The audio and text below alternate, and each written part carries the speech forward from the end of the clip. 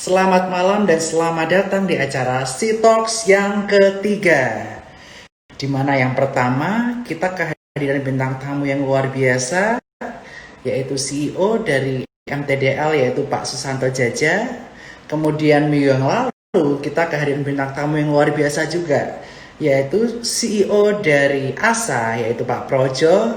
Dan pada malam hari ini kita sangat spesial karena kita akan kehadiran bintang tamu yaitu CMO dari PT Buyung Putra Sembada atau yang sering disebut Hoki, yaitu Pak Budiman Susilo dengan judul Strategi Hoki Menghadapi Badai COVID-19.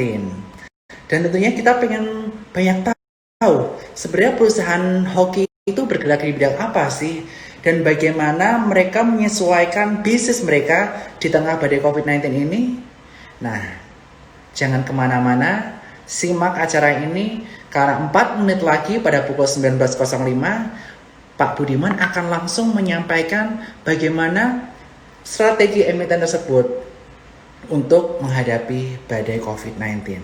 Akan tapi sebelumnya seperti biasa saya akan ada update market yang akan saya sampaikan ke teman-teman semua berkaitan tentang kondisi market di 1 minggu ini. Saya akan share screen saya. Nah, kita bisa melihat IHSG kemarin sempat menyentuh ekornya ada di angka 4.928 atau sempat menyentuh support kuat di 5.000. Nah, that's why pasti buat teman-teman yang menjadi trader kemarin banyak melakukan stop loss setelah outflow sangat kencang hingga indeks menyentuh 4928. Akan tapi kemarin kita para support cuan troopers kita melakukan aksi buyback kembali. Kemudian di sesi 2, terutama di sesi 2 ya.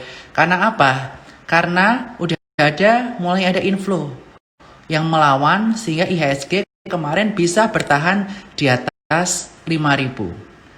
Nah, seperti teori support resistance, berarti 5.000 ini merupakan support yang cukup kuat untuk IHSG. That's why hari ini kita bisa naik kurang lebih 1,37% IHSG dibandingkan dengan hari penutupan kemarin. Dan tentunya kemarin kita banyak melakukan aksi buyback saham dan tentunya ada beberapa saham yang banyak meraup keuntungan oleh cuan troopers. Salah satunya ada INDF, kemudian saham MNCN walaupun kita baru floating profit hari ini. Kemudian kita ada profit juga di saham Tower, kita ada buyback kemarin. Kemudian hari ini kita juga ada buyback beberapa saham. Salah satunya adalah MDKA dan juga INKP. Kedua saham itu masih memiliki potensi yang luar biasa untuk mengalami kenaikan di beberapa hari yang akan datang. Oleh karena itu tadi kita rekomendasikan untuk dilakukan aksi buyback. Nah, pengen tahu lebih lanjut mengenai strategi analisis skor sekuritas dalam melakukan trading saham maupun investasi saham, teman-teman jangan lupa untuk buka rekening di skor sekuritas. Caranya gampang, tinggal klik di e-form.sukorsekuritas.com atau yang ada di pin message ini. Teman-teman akan buka rekening skor sekuritas secara online dan tiap harinya kita akan ada memberikan rekomendasi saham, kemudian report secara fundamental maupun result emiten-emiten di Q2 ini bagaimana yang tentunya akan berdampak kepada kinerja performance saham emiten ini beberapa minggu atau beberapa bulan ke depan hingga Q3 nanti rilis. Nah, penasaran kan? Jangan lupa teman-teman buka Cuan Troopers, yaitu komunitas skor sekuritas. Teman-teman juga dapat kesempatan ini jika teman-teman buka rekening. Nah, nanti buka rekening, kemudian udah trading, posting cuannya, teman-teman akan mendapatkan skor Cuan Troopers, face shield, dan promo ini diperpanjang sampai 31 Agustus 2020. Nah, sekarang kita nggak akan berlama-lama lagi nih. Hari ini kita akan kedatangan bintang tamu yang luar biasa yaitu emiten Hoki, di mana pada hari ini kita akan membahas mengenai strategi Hoki menghadapi COVID-19. Nah, apa itu Hoki? Saya akan perkenalkan apa itu Hoki. hoki dan profil Bapak Budiman sebelum kita mulai event hari ini. PT Buyung Putra Sembada atau PT BPS merupakan emiten produsen beras berkualitas premium bermerek antara lain Topi Koki dan Hoki. Didirikan pada tahun 2003 di mana awal pendiriannya adalah sebagai bentuk pengembangan usaha dari toko Buyung Palembang yang berdiri tahun 1977 untuk mendirikan beras Topi Koki di Jakarta. Selain itu, PT BPS juga memproduksi beras dengan merek Rumah Limas, BPS, Belida, dan PT BPS juga memproduksi beras private brand untuk antara lain Indomaret, Alfamart, Giant, Hero, dan juga Jogja. Selain itu, PT BPS juga memiliki pabrik di Pamanukan, Subang, Jawa Barat, dan pabrik di Pasar Induk Cipinang. Selain itu, Perseroan juga memiliki gudang di Sidoarjo, Jawa Timur. Nah, di masa pandemi ini, Hoki malahan melakukan investasi untuk menambah mesin pengering dan pengolahan padi.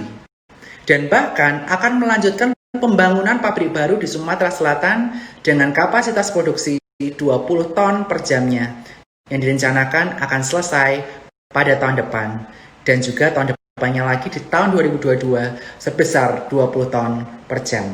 Dan hari ini kita juga akan membahas mengenai result Q2 Hoki dan juga strategi Hoki dalam menangani COVID-19 ini supaya bisnis Hoki ini tetap berjalan lebih baik daripada kuartal-kuartal sebelumnya. Nah, sebelumnya saya juga memperkenalkan juga CMO dari PT Hoki, yaitu Bapak Budiman. Bapak Budiman Susilo lahir pada tanggal 11 Februari 1972 di Palembang, Sumatera Selatan. Beliau menjabat sebagai Direktur Hoki, terutama Direktur Marketing Wacana Jakarta pada tahun 1994. Selain beliau menjabat sebagai direktur, saat ini beliau juga aktif memiliki PD Mitra Sumber Sentosa sejak tahun 2008 dan sebelumnya beliau menjabat sebagai Product Group Manager di PT Alfa Retail Indo Tbk di tahun 2004 sampai 2008. Beliau juga masuk kategori nasional kategori buyer di PT Carrefour tahun 2000 sampai 2004. Chief Merchandiser di PT Matahari Niaga Prima pada tahun 2000, Chief Merchandiser di PT Ramayana Lestari Sentosa Tbk tahun 19 sampai 66. Dan nggak akan berlama-lama lagi, sekarang kita akan langsung sambut Bapak Budiman selaku CMO Hoki.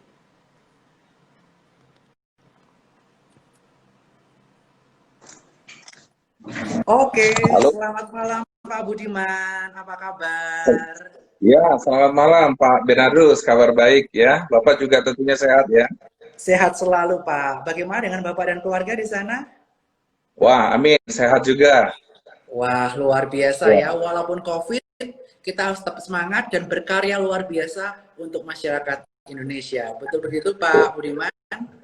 Harus ya. Tetap harus Yes, semangat kita. Ya. mantap. Nah, Pak Budiman nih, kita nggak akan berlama-lama. Karena banyak support cuan troopers atau nasabah retail kita yang udah penasaran. Apa sih sebenarnya perusahaan Hoki itu? Nah, mungkin Pak Budiman bisa menjelaskan apa perusahaan Hoki yang ada di Bursa Efek Indonesia ini. Ya. Seperti Bapak Bernardus tadi sudah jelaskan ya di awal bahwa kita adalah produsen beras ya, yang tentunya di sampai hari ini kita dedikasinya hanya bermain di sektor beras saja, tidak ada yang lain ya. Nah, pengalaman cukup panjang, tadi sudah dibilang dari tahun 77 sampai 2003 kita buka di Jakarta, kita buka ya. Jadi maka entitas kita ada di Pasar Induk Cipinang untuk memantau harga-harga beras ya. Nah, 2005 kita masuk supermarket terus sampai akhirnya bisa berkembang sehingga Hoki dengan tahun bertambah tahun kita perlu untuk rasanya masuk ke dalam atau memperlebar sesuai visi dan misi kita adalah mendistribusikan visinya produk atau beras berkualitas ke seluruh Indonesia. Nah, kita perlu jadi bagaimana caranya ya harus diperbesar karena permintaan produk itu makin hari makin meningkat begitu Pak Bernardo. Jadi Yes. buka di Cibinong, tambah lagi kapasitas kita buka di Cibinong, bangun yang ada di Cibinong, gitu Pak. Ya. Wah, perjalanan udah cukup panjang ya Hoki untuk melayani Indonesia. Nah, Pak, Q1, terutama first semester tahun 2020, merupakan tahun yang sangat menantang, dikarenakan tahun ini ada COVID-19 yang marak di Indonesia, terutama di bulan Februari Maret ini.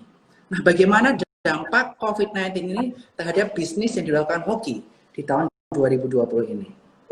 Ya, saya pikir tidak hanya hoki saja, tetapi tantangan buat seluruh emiten atau bahkan seluruh perusahaan yang ada di Indonesia, karena pengalaman baru di mana kita dihajar oleh COVID, virus COVID ini ya. Dan orang juga jadi membuat kita juga tentunya pengaruh atau imbas daripada di dalam penjualan kita, gitu ya. Namun kita terus tidak bisa tinggal diam. Waktu kita mulai di Februari, Maret, kita masih oke lah, masih bisa ya. Tapi ketika masuk Q2 di 2020 ini sudah mulai terasa penurunan di dalam sales. Kenapa itu bisa terjadi? Karena memang mulai diterapkan PSBB, diterapkan juga jam kerja yang dikurangin, kemudian ada working from home, bahkan school from home gitu buat anak kita. Jadi semua ngumpul di rumah gitu ya. Juga banyak atau mungkin ada di anti modern trade. Nah, modern trade-nya banyak yang tutup. Mall-mall kan sudah tidak berani buka atau tutup dulu gitu kan, aturan dari PSBB ini sambil dievaluasi oleh pemerintah. Nah, ini tentu berpengaruh karena di dalamnya ada hotel, mungkin ada yang kemudian juga ada mall, ada supermarket di dalam mall-mall itu.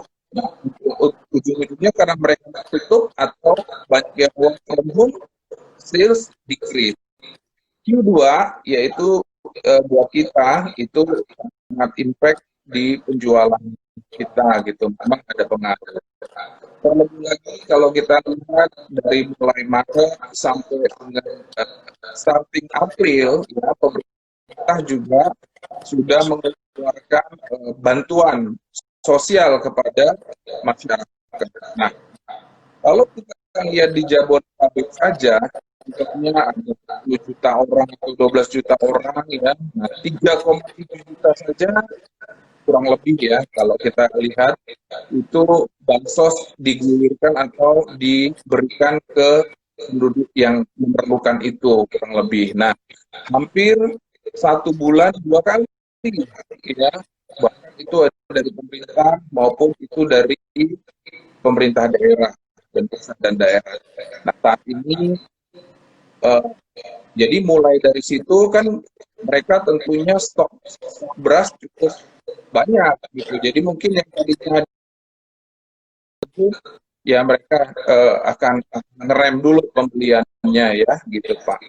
Nah, belum lagi kita lihat di pasar-pasar tradisional. Kalau di mall sekarang nih mulai awal semester kedua masuk ya, sudah mulai ada yang berani buka.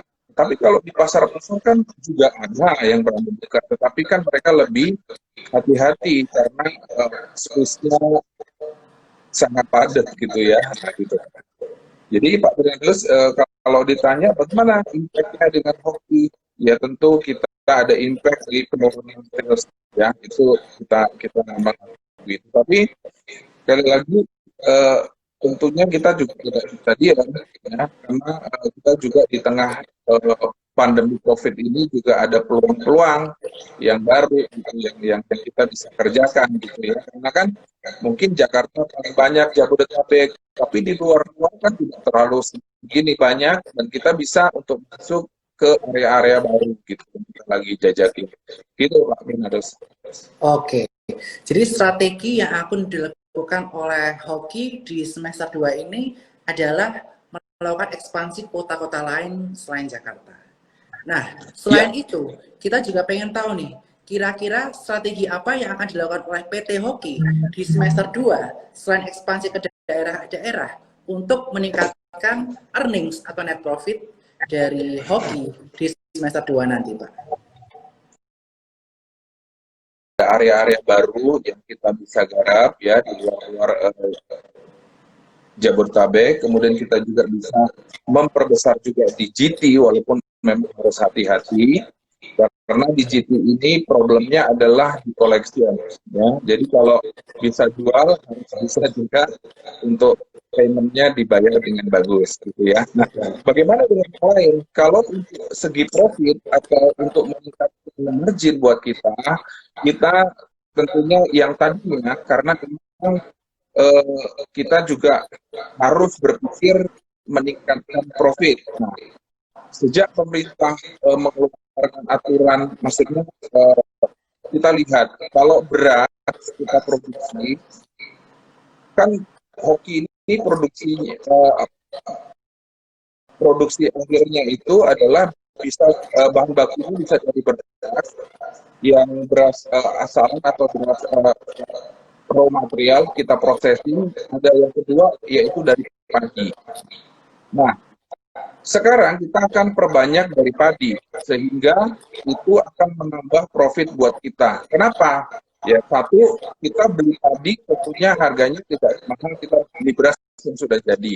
Kedua, nah kita juga bisa mengatur sampai broken dan segala macamnya dengan teknologi kita. Kita lanjutkan proyek kita yang di 2019 ada di Sumatera Selatan, 40 ton per jam itu kita kerjakan 20 ton per jam dulu. Kemudian 2021 kita selesai 20 ton kedua. Di samping itu kita yang di Subang akhir 2019 sudah jadi dan tetapi kita juga akan masuk tambah untuk yang dari paginya. Maka kita pasang dryer karena kita tadi lebih untung sehingga kita bisa kenapa bisa brokernya lebih dikit. Kemudian kita juga ada income yang lain dari dedeknya ya. Nah, kemudian kita juga bisa nanti sekarang profit itu kita bisa memakai kulit padi itu untuk jadi seperti bahan bakar pelet itu. Nah, itu juga lagi pasang alat-alat itu yang kita harapkan mungkin 2020 bisa beroperasi dan kita bisa jual karena banyak pabrik-pabrik yang menggunakan seperti batu bara bisa berganti menjadi menggunakan pellet itu. Karena kilokalorinya juga cukup bagus ya, 3.300 di atas. Nah itu sudah kita. Itu nanti buat kita akan menambah profit. Ya kan, kemudian itu yang kita pikirkan juga. Oke, Pak Budiman. Sebelumnya Pak Budiman menyebutkan tadi di awal bahwa sebelumnya banyak yang beras jadi di package dikirim dibandingkan dengan yang dari padi kemudian jadi biji-bijinya dikeringkan dan sebagaimana mestinya. Nah, presentasi dulu hampir 90% kita dari beras ya. Sekarang kita udah mulai 20-30% mau mengarah ke situ. Kita terus mulai dari kenapa kita tadi bilang investasi kita nggak tinggal diam, kita tetap walaupun masa pandemi COVID ini kan masalah waktu saja Pak Bernardus. betul. Cepat atau lambat kan nanti akan terbiasa tetap kembali normal gitu. Normal baru kayak atau seperti apa tetap akan normal. Nah, jadi kontribusi dari berasnya kita harap makin mengecil dan dari padinya kita besar. Itu juga strategi kita untuk membuat supaya raw material kita ini terjamin atau terjaga. Kali ini kan musim kering, tapi ketika musim hujan, nah para petani dan semua teman-teman petani kita itu kan dia butuh. Kalau dari yang biasanya hujan, kemudian dia butuh matahari untuk ngering, kan susah. Sekarang kita dalam keadaan padi kering, padi basah, kita bisa langsung proses untuk dijadikan beras gitu. Oke. Ya, kontribusi kita perbesar. Targetnya berapa persen, Pak? Setelah strategi investasi ke pengering, ke pembuatan pabrik ini, hingga betul-betul targetnya berapa persen, Pak? Nanti maksimal, kurang lebih. Gini, kita bicara tonas saja deh, ya. Karena 2020 kan kita tamatkan dulu atau kita selesaikan dulu yang ada di Sumatera Selatan. Itu Betul. 20 ton, ya. Kemudian nanti yang di 2021, ya. Jadi itu udah ada 40 ton per jam. Existing kita sekarang adalah, nah itu kebanyakan dari tadi, Pak. Kita berharap dari tadi, bukan dari beras. Dan karena kita juga berada di daerah yang tadi ya gitu. Nah kalau yang ada di Subang itu kan kita dirancang dari awal kan dari beras gitu, tapi sekarang makin lama kita tambah juga yang dari padi. Ya jadi kurang lebih nanti sampai 2021 ada 40 ton per jam yang bisa running dari padi. Jadi kurang lebih lama-lama bisa 60-70% dibalik aja, ya gitu Pak. Oke. Sehingga nanti profit marginnya itu akan lebih besar ya Pak ya, setelah ya, kita pasti bisa mulai beralih dari padi yang betul-betul diolah sendiri dari PT Hoki dibandingkan kita harus beli beras ya, begitu Pak ya? Ya, betul. Ya, mantap banget nih Pak strategi untuk meminimalisasi biaya operasional dan juga COGS ya Pak ya dari Ya, betul. PT Hoki ini sendiri. Nah Pak, sekarang kita akan beranjak ke beras itu sendiri. Seperti kita ketahui, masyarakat Indonesia 99,99% pasti makan beras atau makan nasi tiap harinya. Dan saat ini Hoki market share-nya masih dibilang masih belum begitu besar, Pak ya. Konsumsi ya, dari total konsumsi Indonesia ya gitu. Yes, masih kurang dari 1%. Dan saya ingin menanyakan nih Pak, dan teman-teman pasti juga penasaran. Target market share di tahun 2025, 5 tahun akan datang, berapa dan bagaimana strategi Hoki untuk menggarap segmen yang masih sangat besar ini di Indonesia. Karena tentunya jika Hoki semakin bisa menggarap segmen-segmen yang ada di Indonesia, di belahan Indonesia lainnya, tentunya ini akan meningkatkan revenue dari Hoki itu sendiri Pak. Ya, sesuai visi kita gitu loh Pak. Targetnya adalah kita hampir maksudnya seluruh Indonesia bisa mengkonsumsi beras yang berkualitas ya, beras kopi koki ini. Nah, sekarang bagaimana ya kita bisa usaha dari yang ada di gitu ya Pak ya. Kalau kita lihat tadi Bapak udah bilang market itu gede banget. Sekarang orang Indonesia ini memang 99% tadi makan beras. Kalau kita lihat udah 30, tingkat konsumsinya kurang lebih 31 juta kilo. Sementara kita aja 1% nggak nyampe. Itu kan potensi untuk, nah tadinya kita bilang kenapa? Orang makan beras kita itu akan lebih besar lagi. Karena orang Indonesia kan middle-nya udah tingkat menengahnya udah mulai banyak. Udah naik itu income-nya. Nah, itu dia tentu akan mencari beras yang berkualitas, beras yang tidak lagi curah, karena curah itu mungkin dianggap tidak sehigienis yang sudah di packing. Nah, kemudian mereka juga lebih senang makannya adalah tidak lagi makan, kemudian karena batuk, kemudian komplain. Makan Indomie atau makan mie aja itu kita pakai nasi ada kadang gitu kalau nggak nentang kan. Jadi ke depan kita harus sebesar-besarnya, tetapi ya kembali lagi kita juga harus mulai dari ini.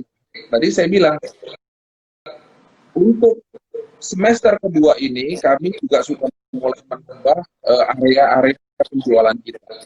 Kita buka ada di Lampung, kemudian nanti kita buka di area-area lain yang memang mereka membutuhkan beras.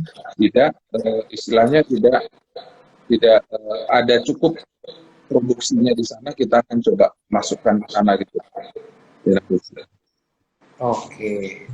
Jadi emang berniat untuk masyarakat yang kelas menengah untuk makan beras yang berkualitas, sehingga pilihannya nanti hoki ya Pak ya, kalau masyarakat kelas menengah ke atas udah bisa konsumsi beras hoki ini. Nah Pak, kalau boleh tanya, hoki ada rencana nggak untuk merambah ke segmen ya middle low, terutama untuk mendistribusikan beras curah juga sebagai segmen market sendiri untuk menggarap market yang lebih luas? Jadi Pak, beras ini sebenarnya sudah ada yang namanya harga eceran tertinggi ya. Jadi tadinya kalau kita bilang kopi koki, mungkin kenapa dia melalui proses mesin yang begitu panjang, ada 9 proses kurang lebih ya, sampai menghasilkan beras yang berkualitas itu. Tempo hari sebelum ada HET, harga kita tinggi karena kita memang investasi di mesin itu, beda dengan yang tidak, yang curah gitu. Nah, sekarang harganya sudah hampir semua sama, tapi kita branded dan ada curah. Pemerintah juga udah mulai mengurangi curah, maka di peraturan pemerintah juga minta untuk yang dijual packaging, tidak ada lagi yang dicurah. Nah, jadi itu sesuai dengan maunya pemerintah. Itulah kenapa kita mau memastikan atau menyalurkan beras-beras berkualitas ini ke seluruh Indonesia, gitu Pak ya. Jadi harga curah dan harga nggak curah udah bedanya nggak jauh Pak. Lebih baik kita beri yang udah pasti-pasti aja gitu Pak. Ya. Betul banget. Tetapi mengapa Pak masyarakat yang di daerah-daerah, terutama yang middle low itu masih belum beli beras yang packaging, tapi masih ke beras yang curah, padahal harganya udah nggak gitu banyak bedanya. Saya suka datang, nah ini karena COVID, saya jadi jarang keluar daerah. Saya ada pergi ke daerah Kalimantan tempoh hari ngobrol-ngobrol. Waktu itu saya lagi lihat bagaimana kita membuka di sana. Terus ngobrol-ngobrol, saya turun ke pasar-pasar. Mereka kaget setelah kita bilang, loh harga berasnya kok malah lebih cenderung bersaing ya? Kok saya nggak tahu kalau di modern trade itu harganya sekarang udah murah. Mereka kadang-kadang nggak aware kalau HET itu sudah berlaku. Contoh ya Pak ya, beras dia beli 11.000 atau 10.000 lah, gitu ya. Tapi dalam bentuk literan. Kalau literan itu kan nggak sampai 1 kilo, 0,8. Berarti kalau dia 10.000 udah 12.000 Pak, kurang. Dan itu mereka kaget loh. Iya ya.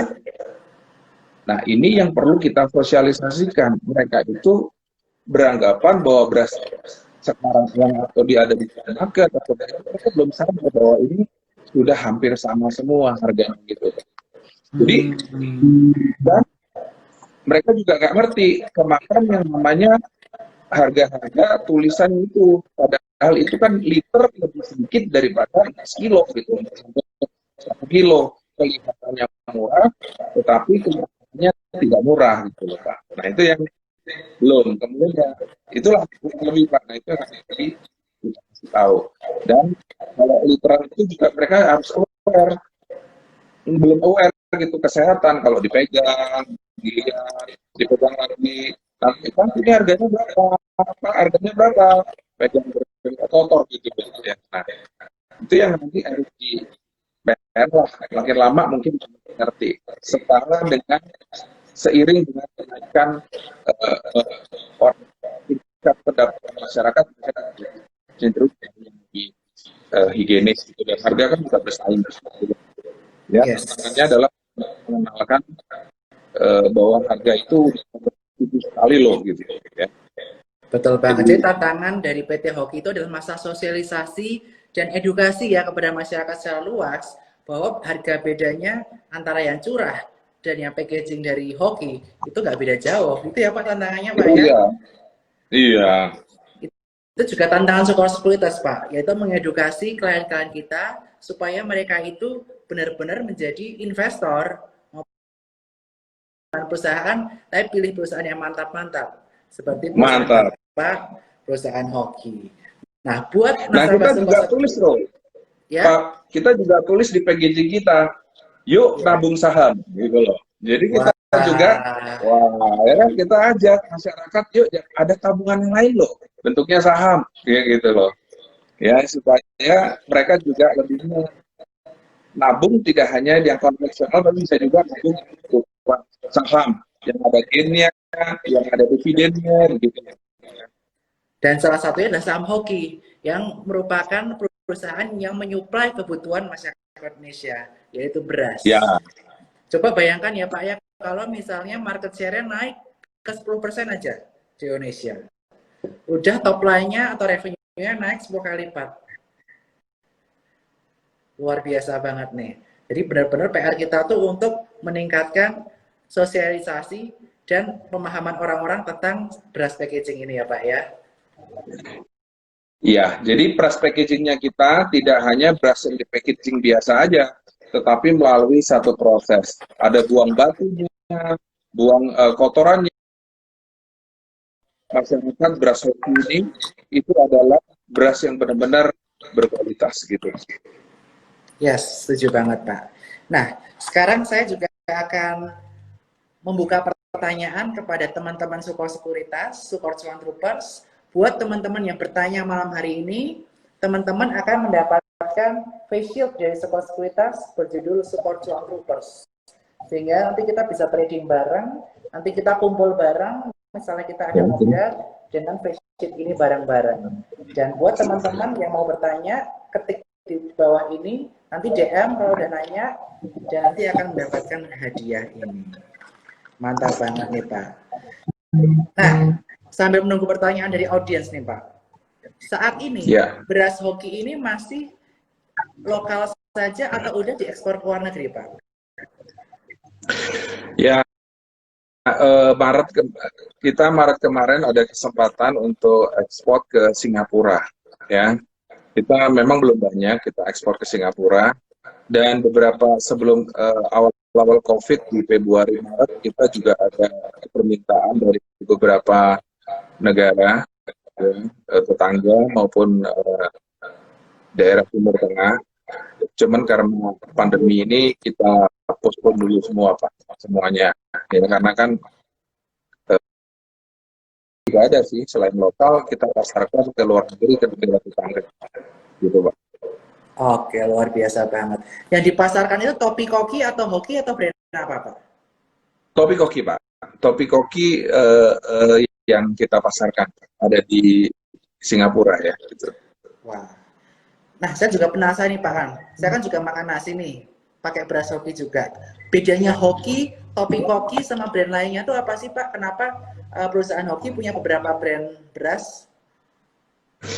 Ya sebenarnya kan beberapa jenis sih ada beras ya. Kayak kita kan ada yang dua, kalau kelihatan banget tuh ada yang pandan wangi maupun yang varietasnya yang IR4 atau Ramos gitu ya.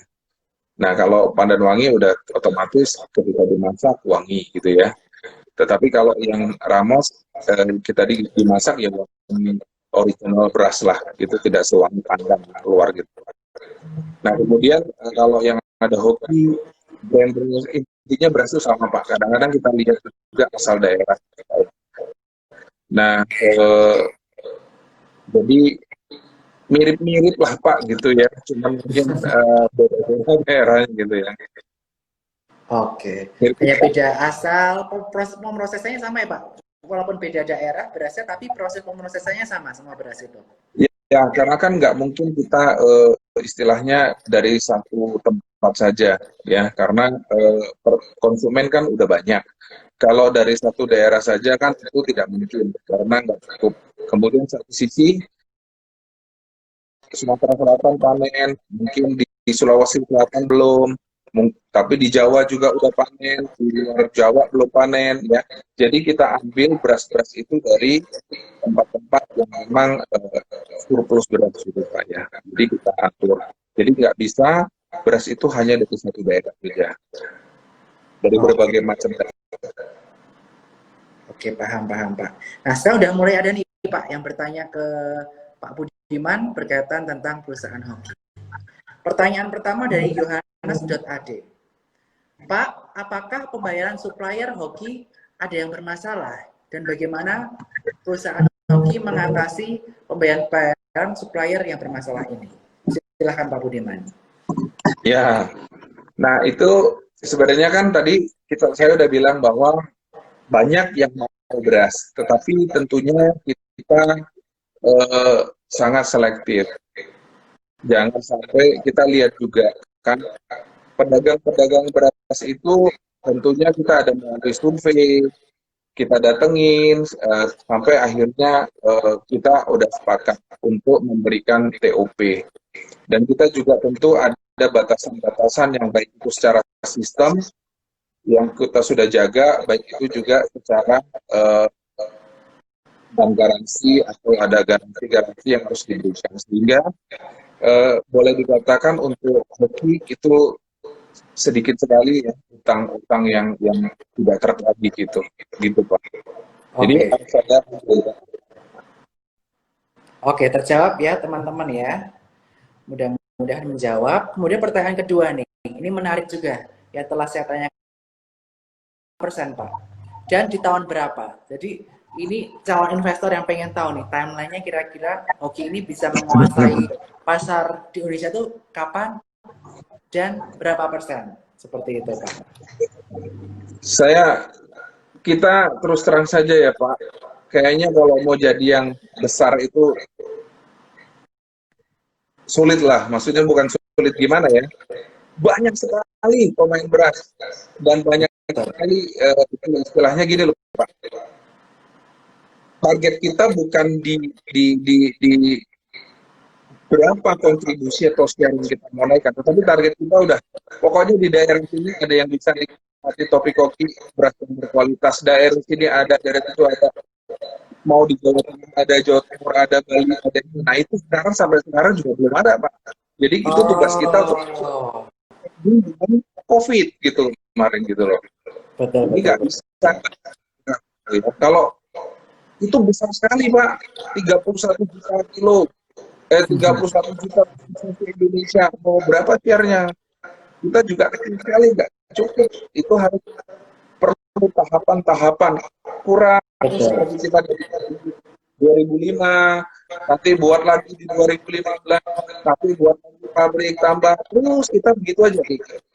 Jadi tidak langsung mau gimana enggak, kita Setuju. lihat apa itu ya. Betul banget Pak. Nah, kalau saat ini dengan gerai-gerai misalnya seperti Indomaret, Alfamart atau uh, pusat perbelanjaan lainnya sudah bekerja sama dengan siapa saja, Pak? Dan lagi di Jakarta itu ada beras hoki juga tuh. Oh ya, ya. Ya, jadi hampir semua modern trade kita punya. Maka saya bilang banyak kesempatan yang kita belum garap ya. Kalau input di Jabodetabek dan nasional nasional chains supermarket dan hypermarket yang sudah jaringan nasional, kita hampir sudah bersepak ya. Oke. Tapi kalau contoh kayak di lokal-lokal, nah itu yang kita sedang garap. Contoh kalau di Jawa Tengah sendiri, kita kan ada, saya sebutkan saja, contoh ada Nesti, ada Swalaya, ada Luwes, itu kan juga sebenarnya satu supermarket yang bisa ya. Jadi kalau Bapak tanya, hampir semua empty, hanya kita perlu untuk datang ke daerah-daerah lagi nanti. Ya, gitu. Oke, mantap Pak Budiman. Sebelum kita lanjutkan pertanyaan, kita ada fact nih berkaitan tentang emiten hoki di Q1 kemarin.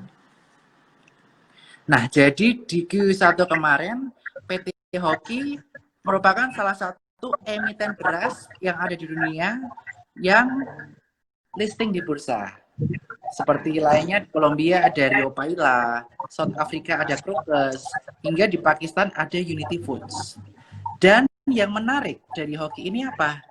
Dia memiliki PI salah satu dan ROE termasuk salah satu yang paling tinggi, dan ROA-nya juga termasuk salah satu yang paling tinggi dibandingkan beras-beras di belahan dunia lainnya.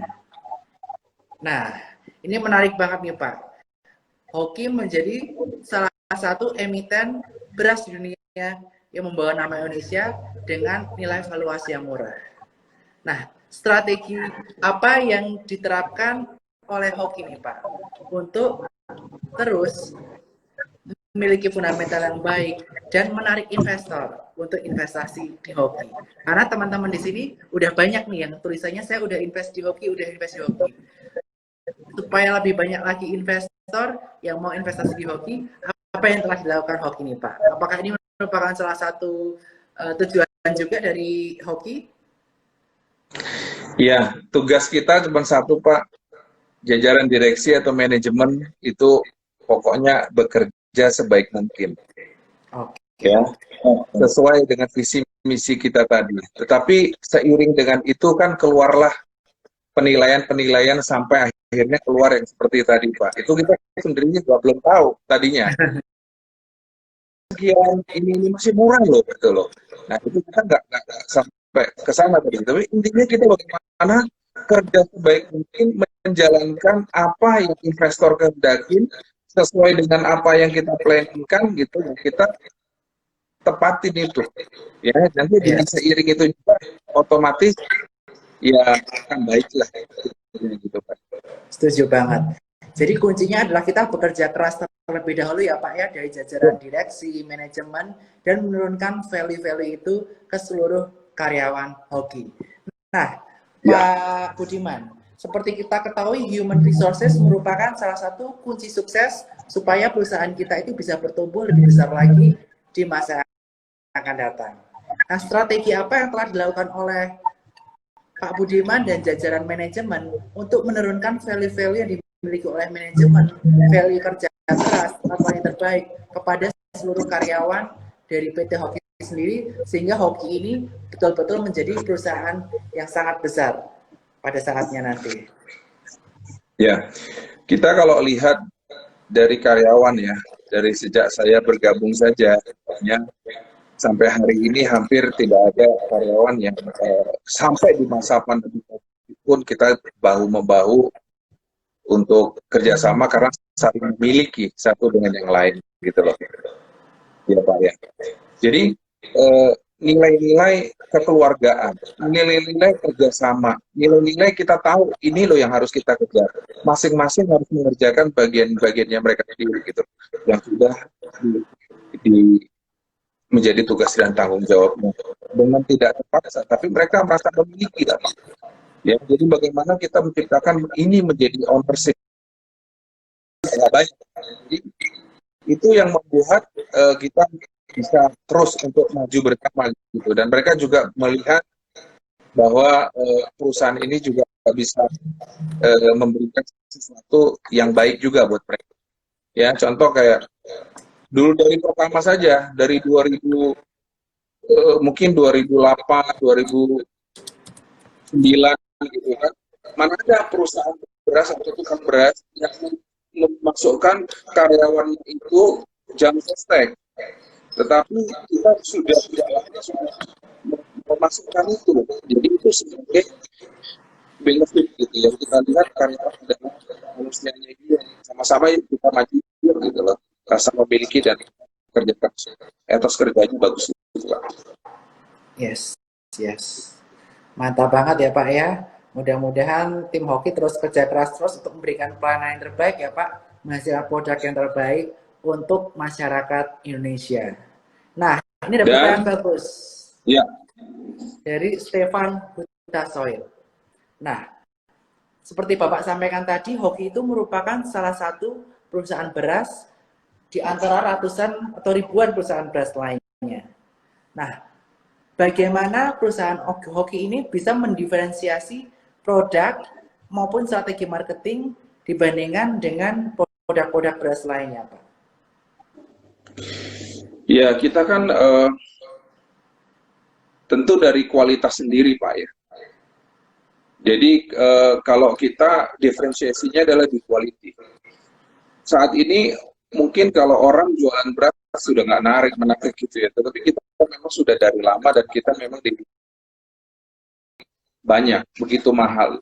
Yang hampir tiap tahun kita lihat yang bagus kita ambil, yang kurang bagus kita perbaiki. Ya, jadi kualitas output yang dihasilkan atau hasil produksi yang kita kerjakan atau kita keluarkan, kita distribusikan ke masyarakat, itu yang sudah yang terbaik. Ya, tetapi kadang memang ini kan hak alam, gitu ya. Kalau faktor alam mungkin ada beda-beda, itu ya wajar karena alam, ya. Karena yang sama dengan musim yang beda, rasa juga bisa beda. Tetapi kalau dari segi proses dari awal sampai akhir barang itu jadi, kita sudah pastikan menggunakan mesin yang terbaik, mesin yang tercanggih saat ini lah gitu. Itu menjadi diferensiasi. Kemudian kita juga punya menyalurkannya juga kita punya beberapa channel. Selain tadi kita bilang di modern trade, kita juga ada di general trade, ada di B2B, kita juga mulai belajar untuk online, karena sekarang sudah banyak orang juga mau belajar untuk online shopping. Kita bekerja sama dengan teman-teman online yang ada di Indonesia ini distribusikan beras kita. Jadi itu yang kita bisa lakukan sebagai pendidikan saat ini. Oke. Jadi kita hoki itu betul-betul mengutamakan kualitas ya Pak ya, dibanding quantity. Kita mengutamakan kualitas yang terbaik buat nasabah. Nah, proses QC-nya itu sendiri bagaimana Pak? Untuk memastikan kualitas produk yang kita kirim atau distribusikan ke supplier itu merupakan kualitas yang terbaik. Proses quality control-nya bagaimana?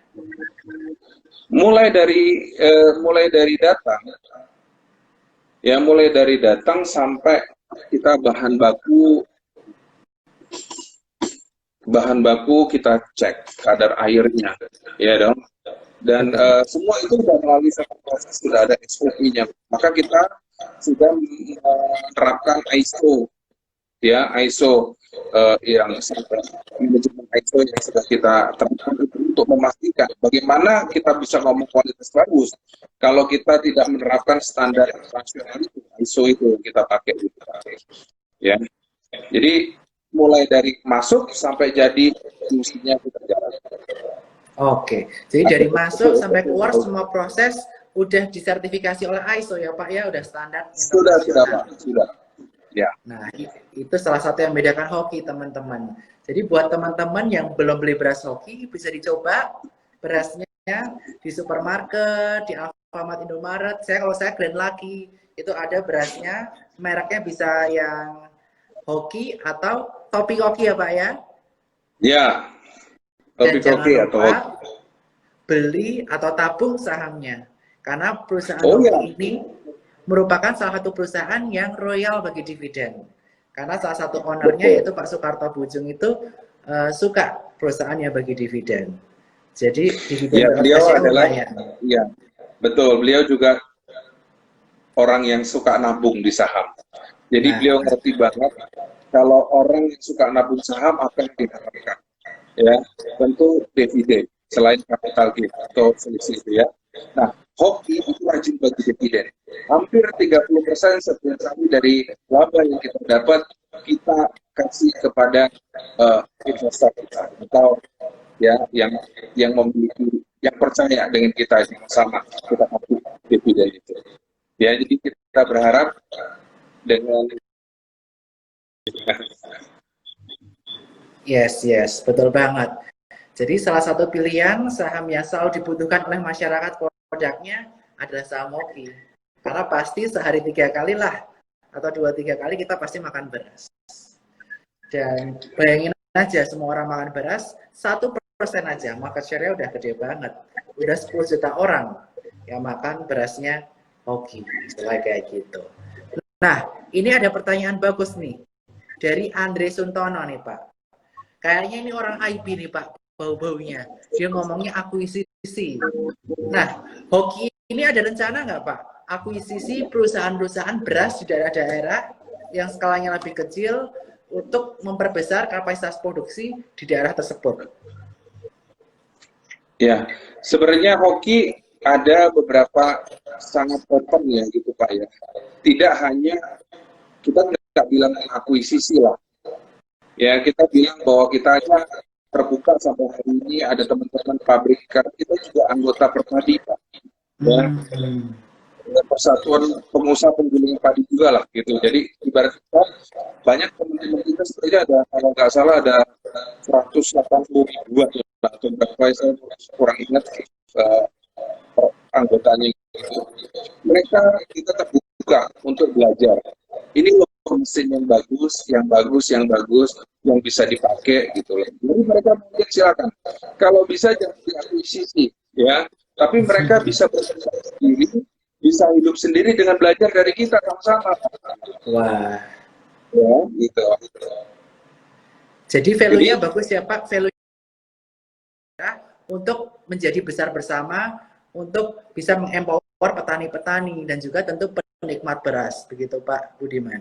Iya, kan mereka bisa jadi supplier kita nanti kan dengan kualitas yang kita sesuaikan dengan kriteria yang kita mau gitu ya. Jadi sama-sama hidup lah, ya. Jadi gitu loh Pak. Setuju banget. Prinsip kolaborasi juga penting banget Pak kita di Sekuritas sekarang.